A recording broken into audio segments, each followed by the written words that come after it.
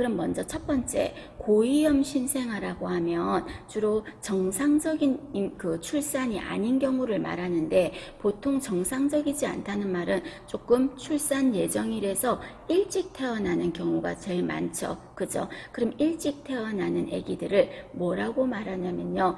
1번에 보시면 1번에 보시면 미숙아라는 말을 했어요. 자, 미숙아라는 말은 우리 많이 쓰는 말인데, 보통 미숙아 하면은 좀 일찍 나온 거야. 정상분만이 아니고. 그러면 정상분만은 여러분 참고로 그 밑에 보시면 만삭아 보이시죠?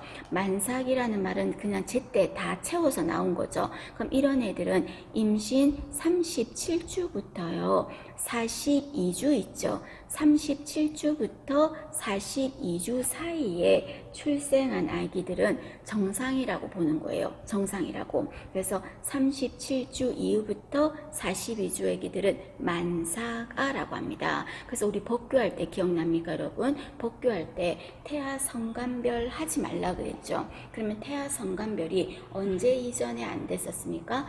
임신 30 몇 주?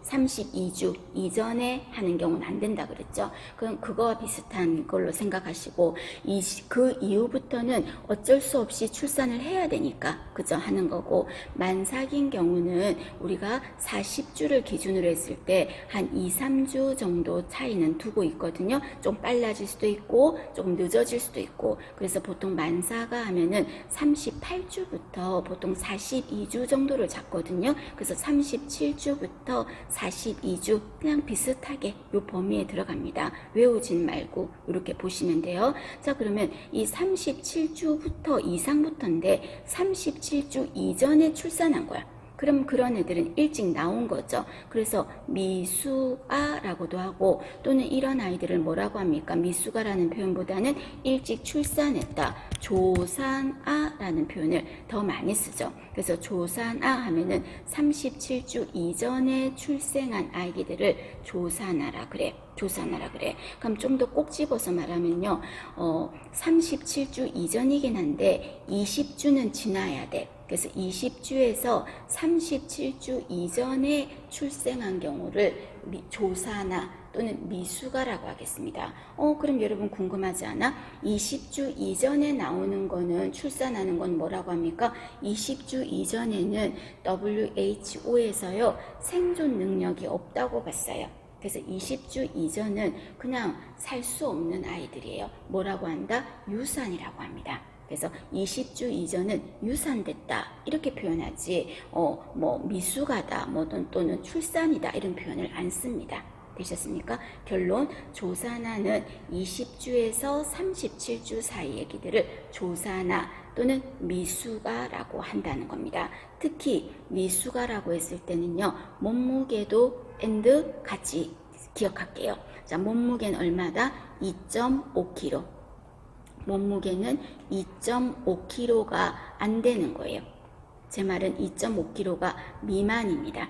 2.5가 안 되면은 이때는 미숙아라는 표현을 쓰겠습니다. 그래서 교과서에서는 조산아나 미숙아나 같은 의미로 생각을 하시면 됩니다. 되셨습니까? 자, 이번에는 그러면 42주까지가 정상인데 42주 지나서 출산하는 경우는 우리가 달을 채워서 너무 많이 오버해서 나온 거죠. 예정일보다. 그런 경우는 우리가 과일도 너무 익으면 뭐라 그래? 과숙이다 이런 말 하잖아요. 그래서 3번에 과숙아라는 표현도 씁니다. 자, 그럼 여기 위에 그림에서 보시면 요 앞에 여러분 요거 뭔지 알아? 모나미 볼펜이에요. 빨간 색깔 볼펜 보이세요? 모나미 볼펜을 쭉 길게 세워봤을 때 애기 크기 봐봐. 머리부터 발 있는데 크기 봐봐. 즉 애기가 모나미 볼펜 사이즈밖에 안 된다고. 이런 애들이 미숙아가 되겠죠. 근데 요 옆에 애기는 좀 어때요? 조금 커서 나왔죠. 훨씬 크잖아. 이런 애기들은 과숙아라고 표현을 하겠습니다. 되셨습니까? 그럼 우리가 교과서에서는요, 과수가는 그닥 특징 없이 중요하게 생각하지 마시고 미숙아에 대해서 언급을 할 겁니다. 미숙아.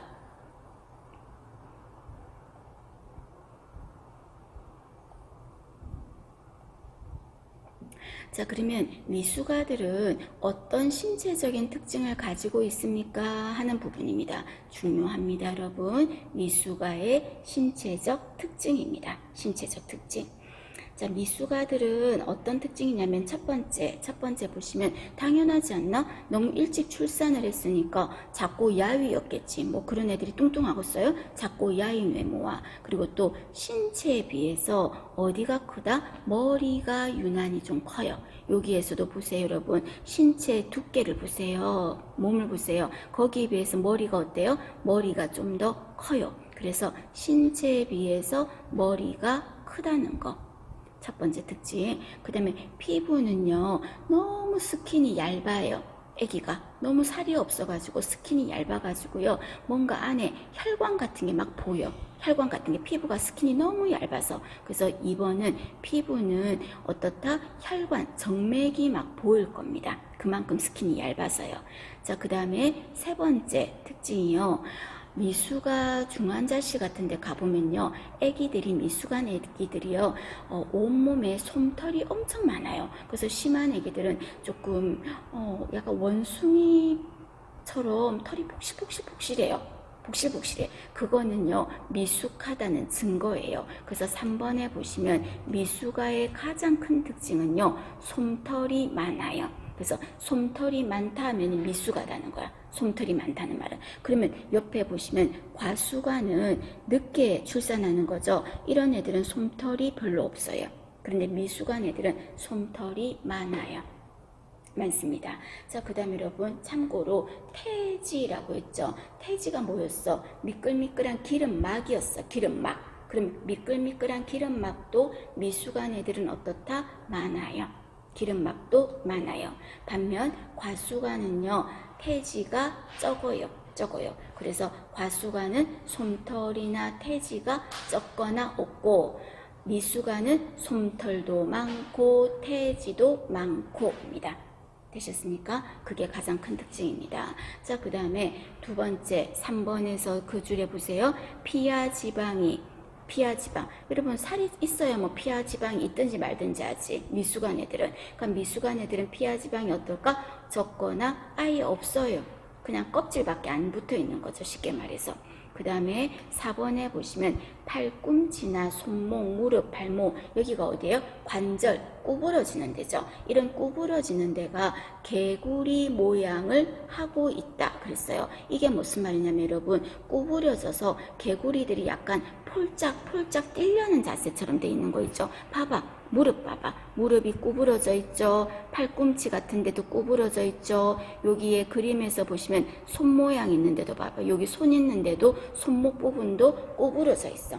팔꿈치도 구부러져 있고 무릎이나 발목이나 이런 데가 다 개구리 모양처럼 폴짝폴짝 뛰기 위해서 준비하는 것처럼 그런 모양을 하고 있습니다. 되셨습니까? 개구리 모양을 하고 있다. 그 다음에 5번에 보시면 손바닥이나 발바닥에 우리는 주름이라는 게 있잖아요. 여러분 지문, 주름 같은 게 있지. 그런데 미숙한 애들은 이런 주름이 적거나 없어요.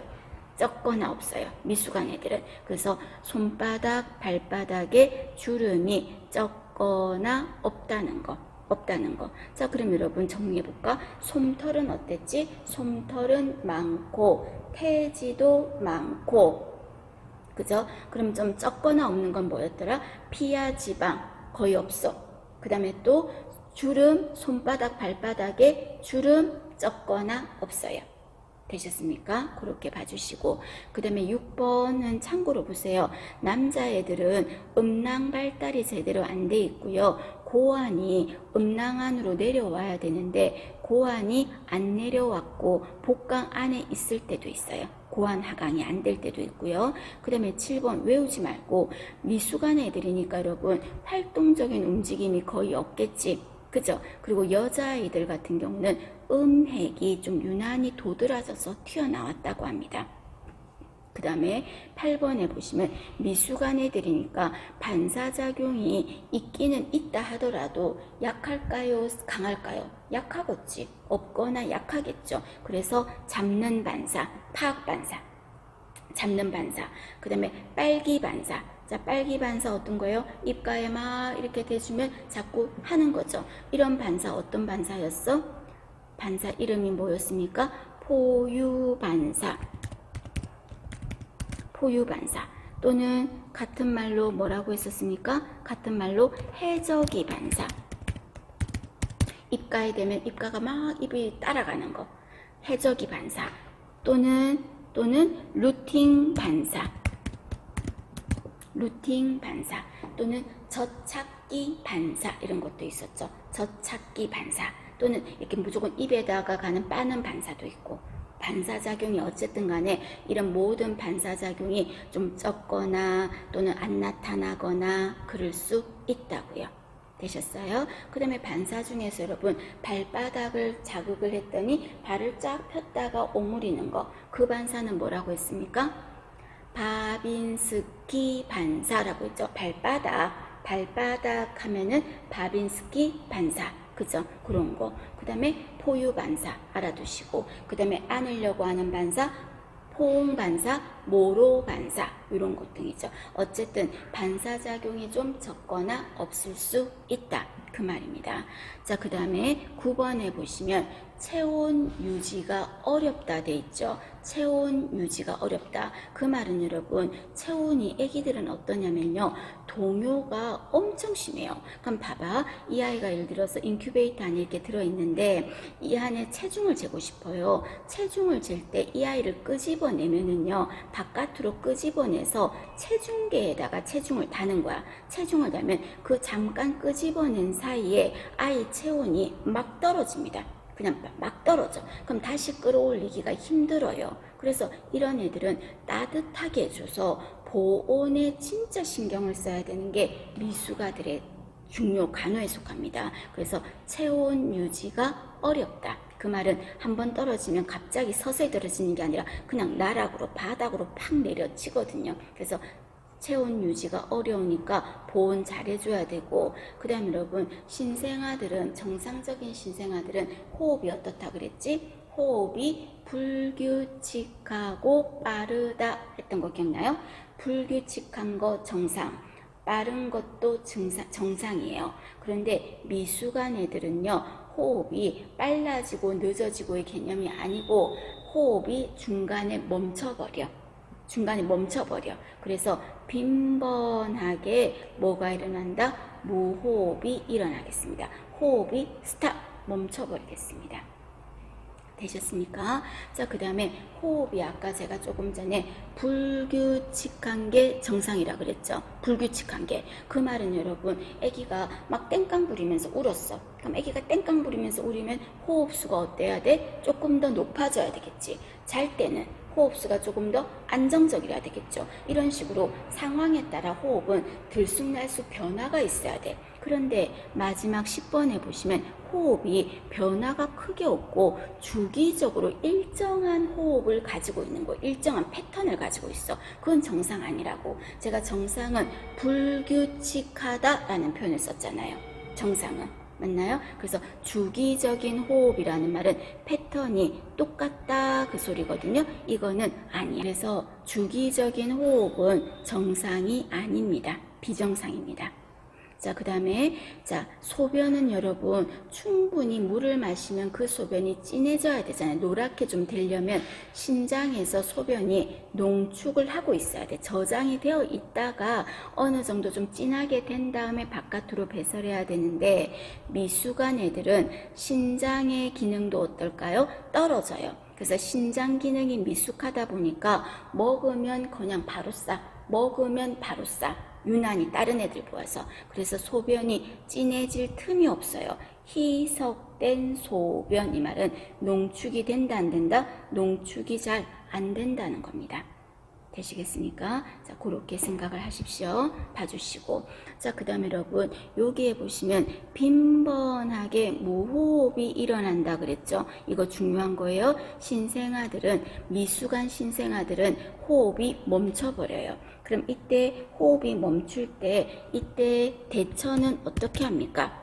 아기가 숨을 만약에 안 쉰다 하면은 대처는 어떻게 합니까? 하면은 첫 번째 첫 번째, 자극을 좀 줘볼게요. 자극을 한번 줘보겠습니다. 그래서 부드러운 촉각 자극. 아기들은 촉각이 강하게 발달한다 그랬잖아요. 그래서 촉각 자극으로 호흡을 조금 자극시켜 보겠습니다. 부드럽게 자극을 줘가지고 아기가 응애 하고 우는 소리를 내게 만들겠다는 겁니다. 그러나 부드러운 자극이라 그랬어요. 그래서 시험 문제에서 세게 흔들어 본다 이런 말하면 맞는 말이다 틀린 말이다? 틀렸어요.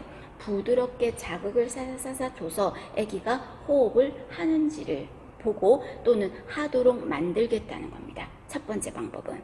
그 다음에 두 번째 방법은 아기가 숨을 못 쉬는 이유가 태변이라든지 또는 분비물이라든지 우유라든지 뭐 이렇게 기도를 막았을까봐 걱정하는 거거든요. 그러면 그때 기도 내 이물질을 어떻게 해줘야 아기가 숨을 쉴 수 있을까? 빼내줘야 되겠죠. 그래서 두 번째 방법은 석션을 해줄 수도 있겠습니다.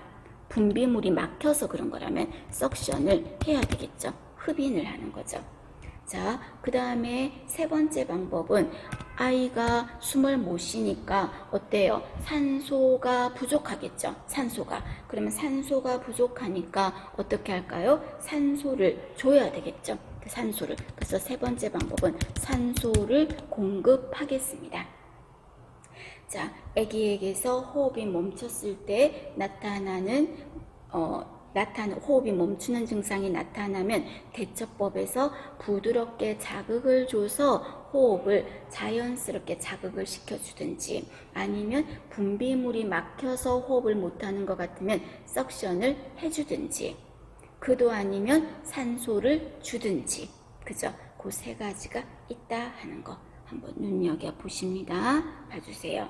자, 그러면 미숙한 아기들은 어디에 들어가야 됩니까? 보육기, 인큐베이터에 들어가겠죠. 그러면 미숙아가 왔을 때 제일 중요한 게 뭘 관찰해야 됩니까? 하면은 기도, 폐쇄 여부를 봐야 돼요. 기도가 막히면 숨을 안 쉴 거거든요. 그래서 기도가 막혔나 안 막혔나를 봐야 돼. 그리고 우리가 정상적인 아기들한테도 아프가 점수에서 심호근, 반피에서 뭐가 제일 중요하다 그랬습니까? 호흡이 제일 중요하댔잖아. 그래서 기도, 폐쇄 유무를 먼저 파악하실 것 물어볼 수 있어요. 그렇게 기억하시고. 자, 그 다음 페이지 볼까요? 자, 그 다음 페이지 보시면 자, 교재에서 보육기 안에 인큐베이터 안에 온도, 습도, 산소 다 나와 있거든요. 그래서 그거 지난번에 했던 내용입니다, 여러분. 지난번에 했던 내용. 그래서 병실의 환경, 신생아실의 환경, 그 다음에 보육기의 환경, 온도, 습도, 산소까지 나온 거죠. 그럼 이때 보육기 안에는 온도가 30에서 32도 정도 유지하는 게 좋고, 그 다음에 습도는 신생아실하고 똑같아. 55에서 65%. 그 다음에 조심하실 거는 산소를 많이 주지 말자 그랬죠. 그래서 산소는 30% 미만 또는 30-40% 미만으로만 주겠다. 그래서 숫자가 중요한 건 아니고 산소를 많이 주면 안 되겠다. 그게 더 포커스가 됩니다.